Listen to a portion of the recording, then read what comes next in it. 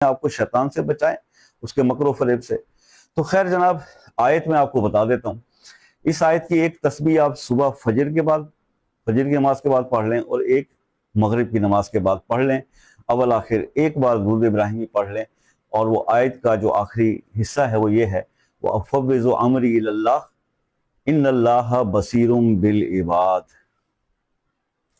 یہ آپ نے پڑھنا ہے بھیا، اور اس کو آپ 21 دن کر لیں، 41 دن کر لیں، اور پھر دیکھیے کہ اللہ تعالیٰ کس طرح آپ کے رزق میں اضافہ فرماتے ہیں، اور آپ غربت سے نکل کر دولت مندی کی طرف آپ کا سفر شروع ہوتا ہے۔ بہرحال جناب، اس کے علاوہ کچھ شارٹ ٹائم میں بتاتا ہوں، تو کچھ چیزیں پوچھنے والی رہ بھی جاتی ہیں، تو آپ واٹس ایپ پہ آ کے پوچھ لیا کیجیے۔